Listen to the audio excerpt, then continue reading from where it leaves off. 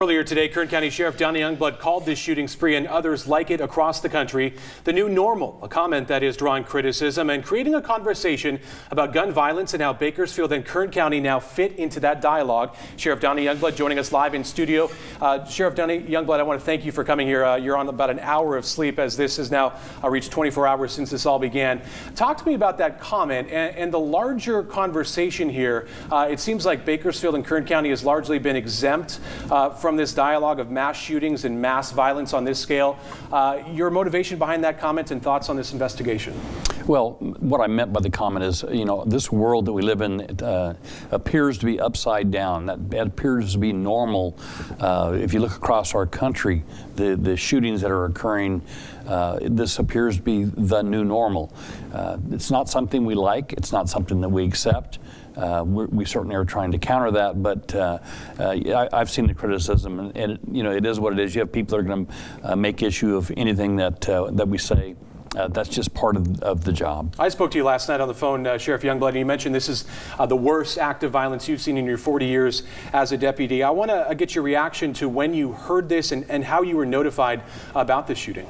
Yeah, I started getting the text from the communications center, and as the event started growing, and I ultimately knew that I was going to have to go, but I was glued to my electronic device getting the updates, and when we got toward the end of it, I headed that way because I knew this was going to be an event, and it was going to be a news event. And we're obviously learning that there is a domestic violence component to this, and that's part of your investigation. Were there any signs, warning signs in the suspect's past, any sort of interaction he had with law enforcement that would have led you to believe that this person was a danger, or this former spouse of his was in any sort of danger as well? No, we have no information. I have no information of any restraining order or anything like that. In fact, I understand he's the one that actually filed for the divorce. So, my experience told me last night throughout the day that this was related to domestic violence. We just have to fit all the pieces to the puzzle because these victims were not random. They were. He knew exactly where he was going and what he was going to do. The only one that I know that might have been just an innocent victim was the daughter on Breckenridge, where she may have tried to intervene to help her dad. And this all happened within a matter of 20 to 30 minutes. 37 minutes. 37 minutes. Your deputies really responded, and there was so much confusion about each scene. Ultimately, they did confront that suspect, as we've seen. Your department chose to release this entire body cam footage. It is very graphic. What was the motivation behind that to release that so quickly? And I want to ask you also about your deputies, how they're doing. In that video, we see them performing CPR on the suspect. We see them after this aftermath. Yeah. Talk about the motivation behind releasing that video and how your deputies are doing this morning. Yeah, it was a difficult decision to make this morning. We got together as a group. We looked at the video. This is such an enormous event.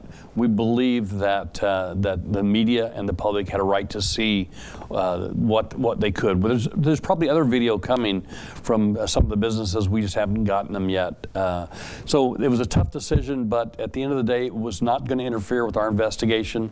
We did contact the family and let them know that we were going to release this video ahead of time.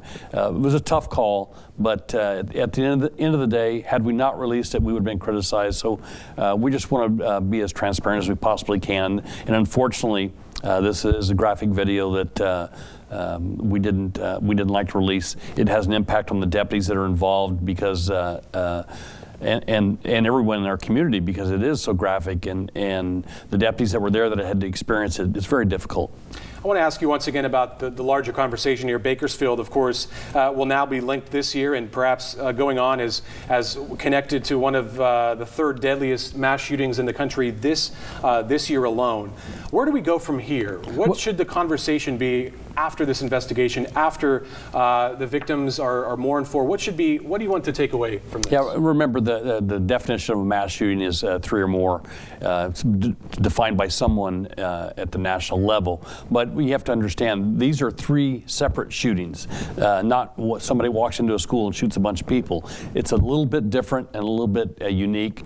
We don't have a monopoly on this violence. It's happening all over our country. It doesn't describe Bakersfield or Kern County, and we're going to work to try and keep the public safe as we can. Sheriff Donny Youngblood, we thank you and we thank your department for their prompt response yesterday and coming in here on little sleep. We appreciate your time, and thanks for the updated information. My pleasure.